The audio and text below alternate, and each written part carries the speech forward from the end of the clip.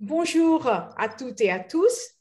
Aujourd'hui, à l'occasion de la Semaine de la francophonie 2022, les étudiants du groupe B2 ont décidé d'interviewer la directrice de l'Alliance française de Chandigarh, Madame Ophélie Bellin.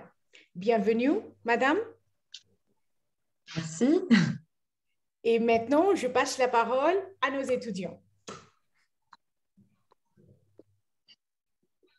Bonjour, madame. Bonjour. Madame, pourriez-vous expliquer quelles sont les différences principales en termes de management entre la France et l'Inde? D'accord. Merci pour votre question. Alors, bon, je pense que tout dépend du type d'entreprise dans laquelle vous travaillez, car il y a différents types de management, en fait, selon les entreprises. Par exemple, il y a une énorme différence entre le secteur public et le secteur privé. Et je pense que c'est pareil en Inde.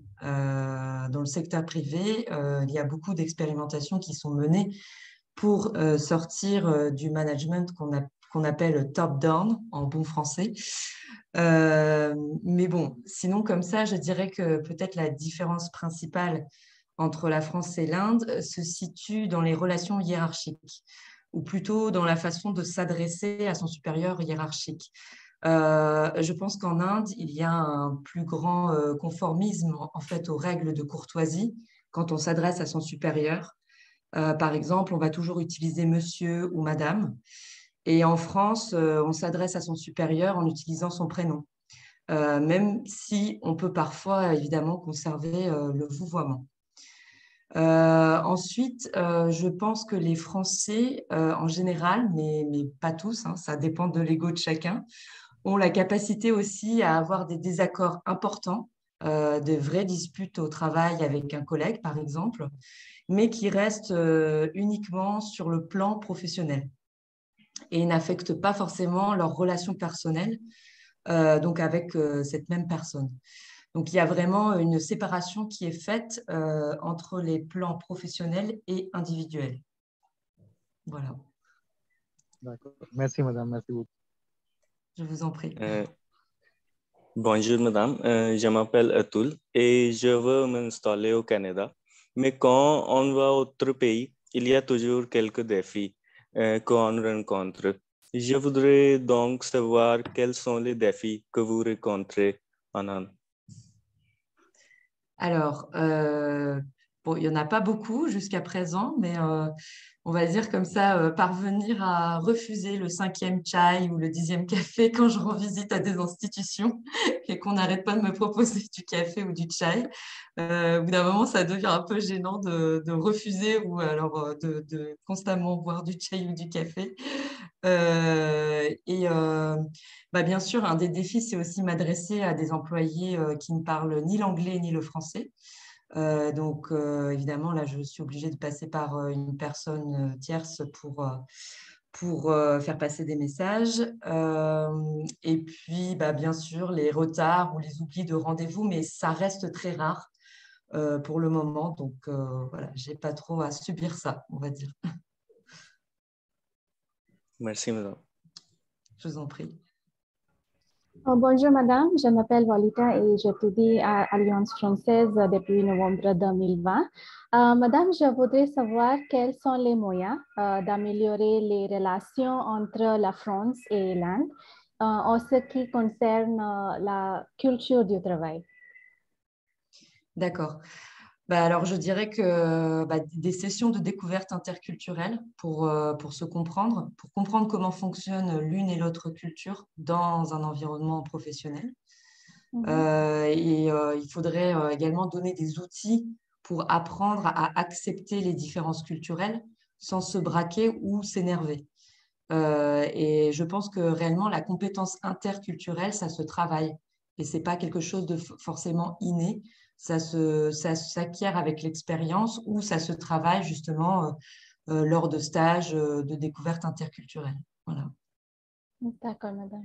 Merci pour votre réponse et c'était très informatif. Merci encore. Je vous en prie. Bonjour madame, je m'appelle Dr Mehek, je suis dentiste et j'envisage d'immigrer au Canada bientôt. Pourriez-vous nous dire quels sont les conseils pour nous concernant les opportunités de travail en France? D'accord. Alors, je pense que les opportunités, elles se créent surtout pendant les études, en fait, et notamment par le biais des stages, où on va commencer à construire son réseau professionnel. Après, pour la France, il me semble que, je ne sais pas si vous connaissez un organisme qui s'appelle France Volontaire et qui a un bureau en Inde. Et il y a aussi, alors autant ils envoient des volontaires français en Inde, mais il y a aussi un envoi de volontaires indiens en France sur des missions. Donc ça peut être un moyen voilà, d'avoir un premier travail en France. Donc évidemment, comme je l'ai dit, c'est bien de commencer par faire des études en France, à mon avis. Mais évidemment, parler le français, c'est déjà un atout considérable pour travailler en France. Je pense que sans le français, on ne peut pas travailler en France. Et d'autant plus quand on parle déjà d'autres langues européennes comme l'anglais, ce qui est votre cas ici en Inde. Ok, merci beaucoup madame. Je vous en prie.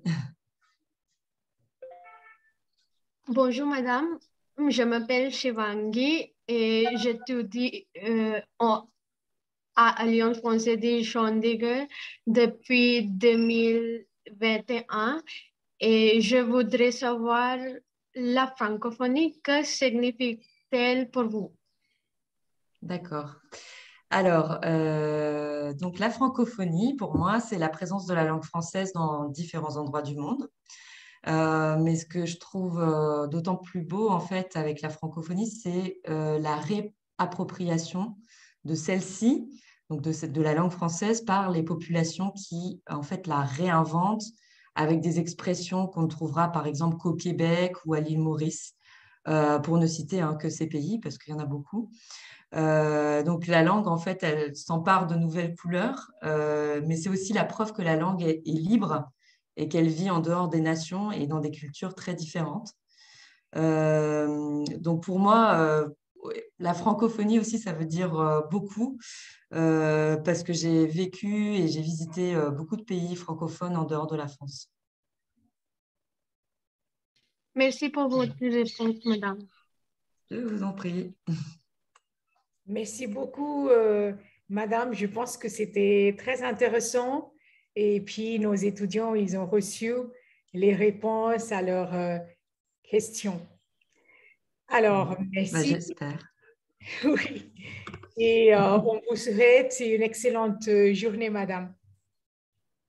Je vous remercie. Merci pour cette interview. Ça a été un plaisir d'échanger avec vous. Et écoutez, à bientôt peut-être pendant la semaine de la francophonie. On prépare un programme avec plusieurs ateliers, une projection aussi de films du Québec.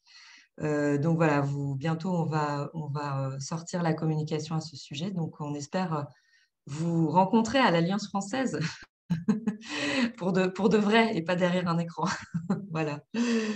À bientôt certainement et très bonne journée à vous aussi. Merci, madame.